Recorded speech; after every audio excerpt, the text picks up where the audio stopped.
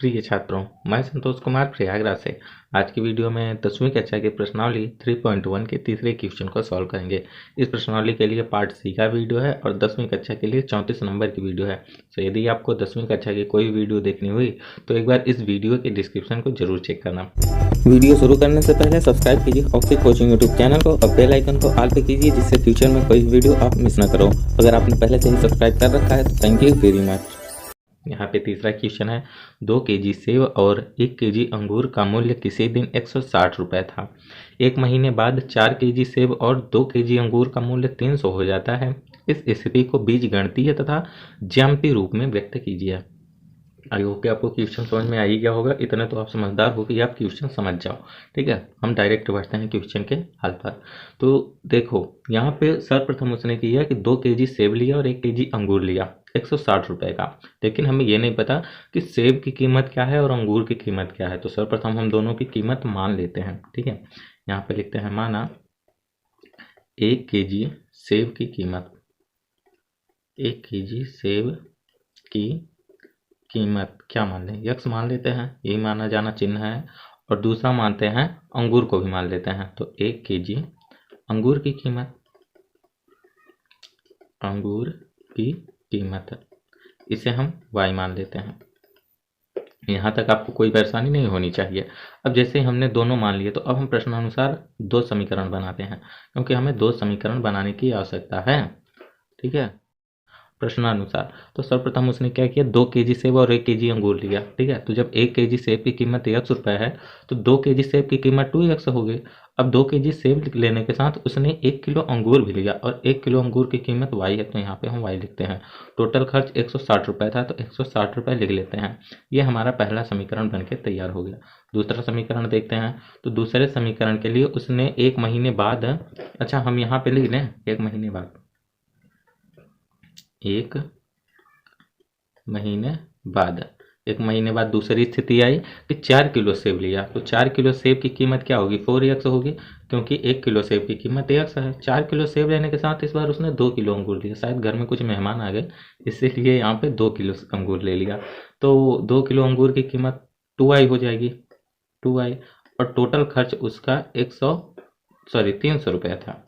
ठीक है, तो इसे ही चाहो तो समीकरण 2 मान लो, या फिर हम इसी समीकरण में 2 कॉमन ले लेते हैं। 2 कॉमन लेंगे तो ये, तो इधर बचेगा 2x प्लस ये इधर सिंपल y बचेगा, इक्वल टू में 300। इस 200 से इस 300 को काटते हैं तो 150 आएगा, 150।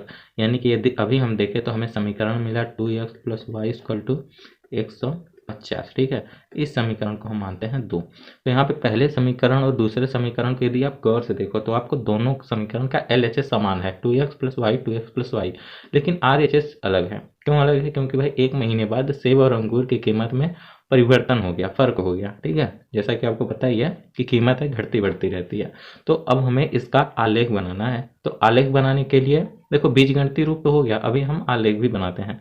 तो जैसा कि आपको पता ही है, आलेख बनाने के लिए हमें प्रत्येक समीकरण का 2-2 हल चाहिए, यानी कि सारणी बनानी होगी। तो हम सर्वप्रथम पहले समीकरण को यहाँ पे देते हैं, 2x plus y equal to 160 है, 2x plus y equal to 160। तो हम सर्वप्रथम सारणी बनाते हैं। तो सारणी को हमने पहले ही पेस्ट कर लिया है, यहाँ पे डायरेक्ट कॉपी कर लिया था, यहाँ पे डायरेक्ट पेस्ट करते हैं। तो 2x प्लस वाई, इसको हम लिखते हैं x और इसे y। ठीक है, अब इस वाले समीकरण में x का मान क्या लिखने पर y का मान कुछ न कुछ तो आएगा ही। तो x को भी हम 50 लिखते हैं, x को 50। देखो आपको कुछ ऐसे मान लिखने हैं कि जिससे कि कम से कम माने आ सके। आप यहाँ पे x को 0 भी मान सकते थे। यदि आप x को 0 मानते तो y का मान 160 हो जाता, जिसमें वेरिएशन देख रहे हो कितना ज़्यादा, 160 का अंतर है। ठीक है, तो इसे यदि आप और जब आलेख बनाने चलोगे तो आपको थोड़ी बहुत परेशानी होगी, इसीलिए जितना ज़्यादा हो सके इन दोनों मान में वेरिएशन कम हो। ठीक है, तो x को यदि हमने 50 लिया, यक्स को यदि हमने 50 लिया तो देखते हैं y का क्या मान आएगा। तो 2x है, तो यानी कि पहले समीकरण लिख लें, 2x plus y equal to 160 है। तो 2x है, x को 50 लिया है तो इधर 100 हो जाएगा, 50 दिन 100 प्लस वाई इक्वल टू 160। ये 100 उधर जाएगा तो 160 के साथ घट जाएगा। तो y इक्वल टू मान आया 100। 100 कैसे आएगा, 60 आएगा, क्योंकि 100 तो घटेगा, 60 है। तो देखा, x को हमने 50 लिया तो y 60 आ गया। ठीक है, तो अब देखते हैं दूसरा मान। तो दूसरे मान के लिए हम x को यहाँ पे 30 मान लेते हैं, एक्स को यदि हम 30 मानते हैं तो देखते हो 2x plus y equal to 160 समीकरण हमने लिख लिया। एक्स को हमने माना 30, तो ये 30 दूना इधर मिलके हुआ 60 और प्लस वाई तो अकेला बेचारा बचा ही है 160। अब ये 60 जब उधर आ जाएगा तो वाई इक्वल टू 100 बचेगा, क्योंकि 60 घटा। तो एक्स को जब हमने 30 लिया तो वाई का मान 100 आ गया। ओके, तो हमने एक समीकरण के लिए दो हल प्राप्त कर लिए। अभी दूसरे समीकरण के लिए भी देखते हैं। तो समीकरण 2x plus y equal to 150, 2x plus y equal to 150। Okay, इसके लिए भी हम सारणी बनाएंगे। तो सारणी के लिए ये जो भी डिब्बे हैं हमने, ओ तेरी ये बड़ा क्यों हो गया, जो भी डिब्बे हमने पेस्ट कर लिया। तो अभी हम देखते हैं इसमें इधर हुआ x और इधर हुआ y। तो 2x plus y equal to 150, 2x plus y equal to 150। देखो ये वाला जो कार्य है ना, जो यहाँ पे हम आपको सॉल्व करके दिखा रहे हैं, ये आपको रफ कार्य में करना है, या फिर अगर आपका दिमाग इतना तेज है कि आपको इसको करने की ज़रूरत नहीं है तब तो और भी सही है। ठीक है, तो यहाँ पे x को हम, यहाँ पे भी x को 50 लिखते हैं, तो इधर हम x को 50 लिखेंगे तो y का मान कितना आएगा, x को 50 लिखेंगे तो 100, वाई इक्वल टू आ जाएगा 50 आएगा। ठीक है, तो यहाँ पे x को यदि 50 लिखा तो y भी 50 आ गया। ठीक है, नेक्स्ट देखते हैं। तो नेक्स्ट में के लिए हम फिर से x को 30 मानते हैं, इसमें भी x को 30 मान लेते हैं, कुछ भी मान सकते हो, वो तो आपके ऊपर निर्भर करता है। x को यदि हम 30 मानेंगे तो इधर 60 हुआ प्लस वाई इक्वल टू 150, ये 60 हो जाएगा तो 90 बचेगा, यानी y का मान 90 आया। ठीक है, 90, दो मान प्राप्त हो गए हैं। तो अतः हम इन दोनों मानों को मिला के बिंदु बना लेते हैं। पहला बिंदु हमें मिलेगा इस समीकरण के लिए 50, 60 बिंदु आपको पता ही है x, y के रूप में बनाते हैं, यानी पहले x लिखेंगे उसके बाद y। ठीक है, 50, 60 पहला बिंदु मिला। दूसरा 30, 100, 30, 100। ओके, इधर लिखते हैं तो 50, 50 और इधर 30, 90, 30, 90।